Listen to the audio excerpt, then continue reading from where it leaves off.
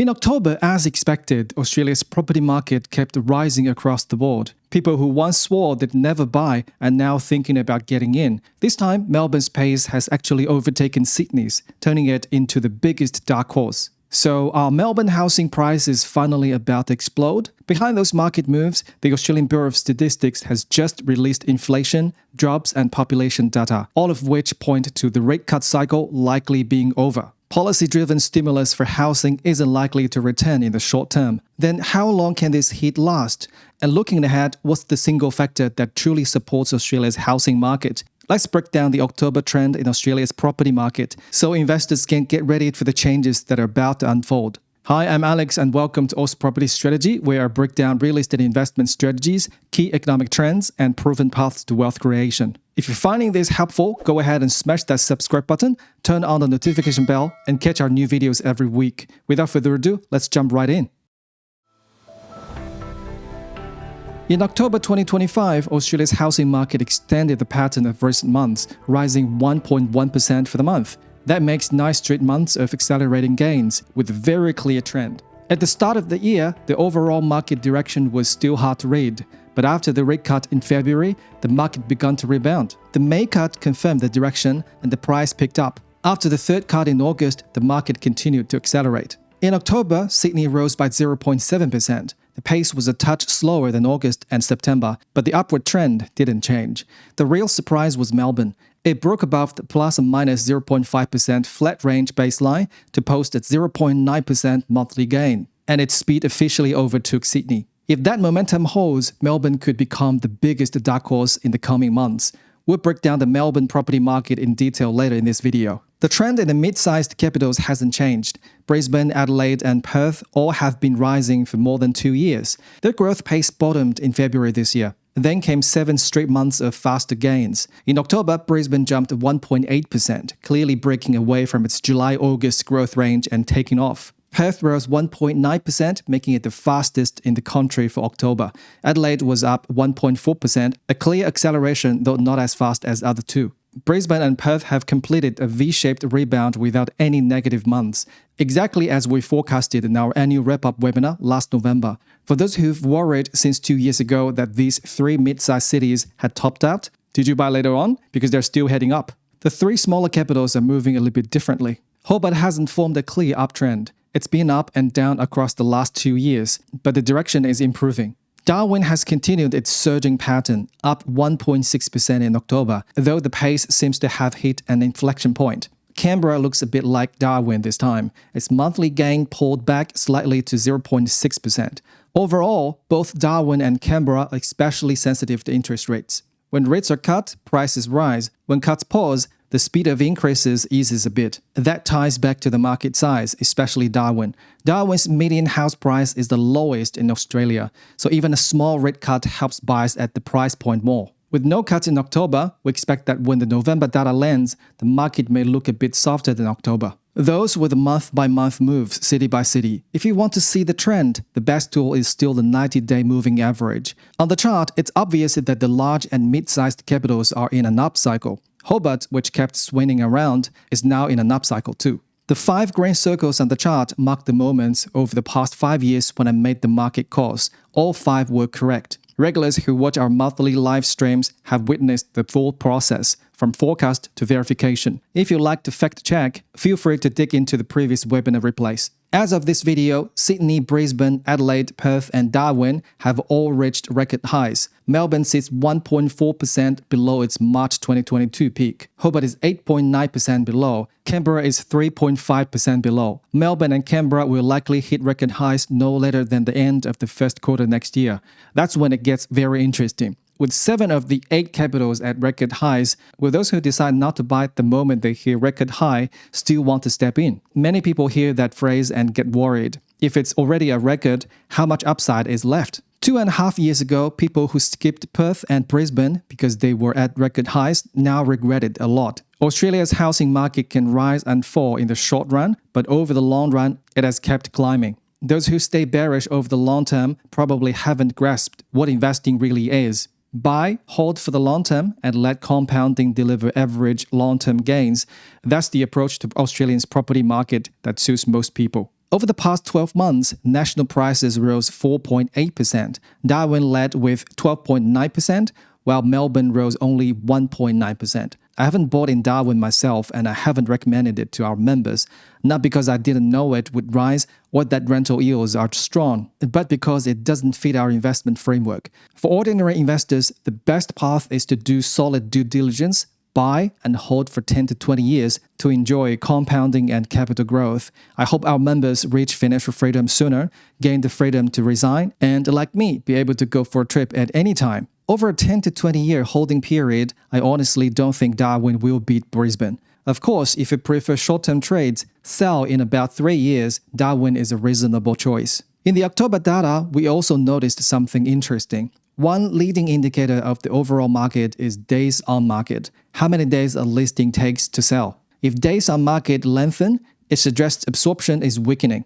That can signal slower further price growth, or even a short-term pullback. Across the states and territories, places where days on market clearly rose versus a years ago include Adelaide, Sydney, regional towns in Tasmania, and regional towns in Queensland. Of course, that's the broad average. Once you drill down to a specific regional center or suburb, the trend can be different. Listing volumes measure supply. If listings fall, supply is shrinking, and prices tend to rise. We've observed that Melbourne's listings are up 1.2% from a year ago, and Canberra's up 3.7%, pointing to a slight lift in supply. The most dramatic move is in Northern Territory towns outside Darwin, where listings have jumped 64.7%. That's what happens when a market that barely moved a year ago suddenly sees a rush of buyers agents piling in. Owners see a chance to make money and hurry to sell. After all, prices have already exceeded the previous cycle's highs. The result is too many properties for the market to digest. Meanwhile, in Darwin itself, listings are down 44.9%, the steepest drop in the country. That's not something local buying power alone can do. That's because of interstate investors. Right now, Darwin is still in an uptrend. But if there's the slightest shock and interstate investors withdraw altogether, just imagine what the market could look like. If you have any questions about property investment, please book a free 15-minute discovery call on our website. If you want a team offering one-stop service to help you build a property investment portfolio, achieve financial freedom, and retire early, join our Vision membership by booking a 30-minute obligation-free discovery session to start with. Or to keep it simple, our data-driven buyers agency service can help. We buy and manage properties for our clients anywhere in Australia. Links to the service are in the description below.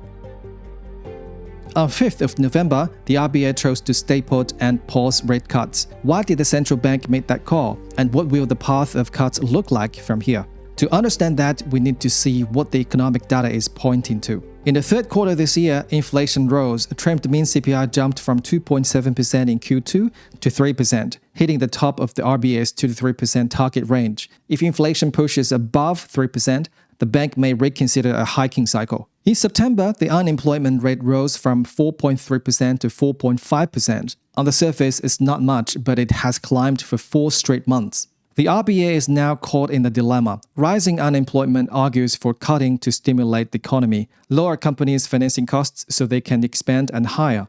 But inflation is showing signs of lifting, which argues for pausing cuts. In short, whatever you do with rates seems wrong. With Australia's broader backdrop looking weak, this does feel a bit like stagflation, higher unemployment and higher inflation. Once you're in that position, you don't get out without paying a price. Markets moved fast once the data hit. The probability of the next rate cut fell immediately from almost 100% to 14%. And if there's one more cut left in this cycle, the market now expects it in May or June next year, after Q1 inflation is out.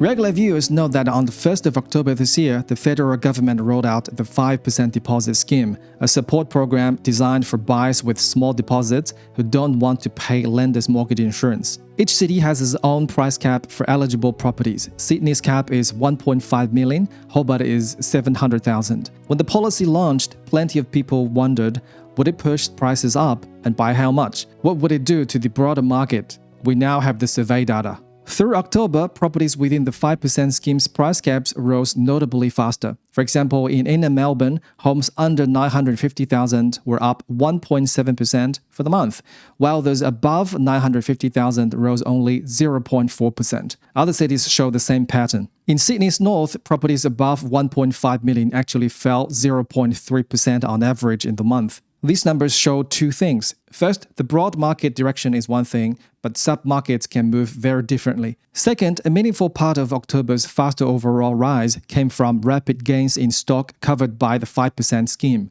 As the scheme's effect fades and fewer listings fit its price band, that lift to overall prices will weaken. Among today's drivers of the housing market, falling rates have paused and the odds of further rate cuts are shrinking. We're not hearing about any new government measures to stimulate housing either. So if prices keep rising from here, only one driver remains: population. Right now, among the 8 states and territories, only Queensland and Western Australia are positive on both net overseas migration and net interstate migration. That's the main reason our strategy team continues to favor those two markets.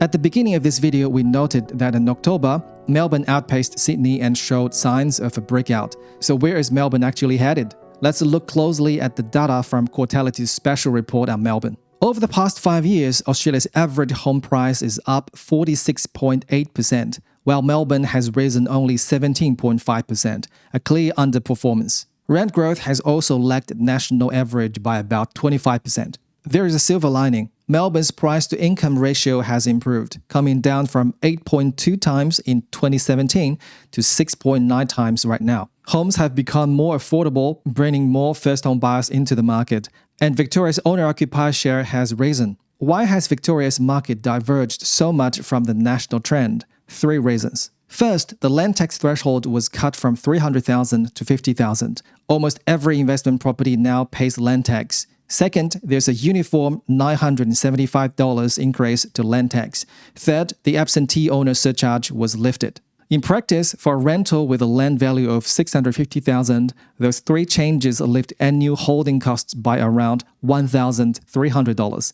At high maintenance, insurance, and average interest rates, and the real holding cost climbs further. Meanwhile, rents haven't risen enough to offset it. For many investors, holding a property in Victoria simply doesn't stack up as well as buying in other states and territories. Investment demand weakens, and Melbourne prices struggle to rise. You might ask, what about population? Since the pandemic, Victoria's population growth has slowed noticeably, and net interstate migration has been consistently negative. Melbourne residents moving out to other states and territories. At the big development push in recent years, which lifted supply, and it's easy to see why prices have risen slowly. But the latest data does show signs of a turn. Net interstate migration has flipped from negative to positive. People from other states and territories are now moving to Melbourne. Melbourne's relatively lower prices have squeezed developer and builder margins, reducing new approvals, new construction is slowing, and supply is cooling. Total listings on the market are down 15% from a year ago and 12% below the 10-year average. That's why we've seen Melbourne start to rise moderately. October's outperformance was likely driven by the 5% deposit scheme coming into play. After a thorough review, we expect 2 trends for Melbourne. First, overall prices should rise moderately, but the considerations for a sustained, explosive rally aren't yet in place. Second, performance will vary widely across segments, by location and even by suburb. We're upgrading Melbourne's overall rating to suitable to buy, but choose carefully. Focus on areas with limited supply, places people genuinely want to live, and price points that fit the 5% deposit scheme for a higher margin of safety. If you made it this far, please give me a thumbs up, subscribe, and share this with your friends. Turn on the notification bell to watch new weekly videos, and have a good one. Bye!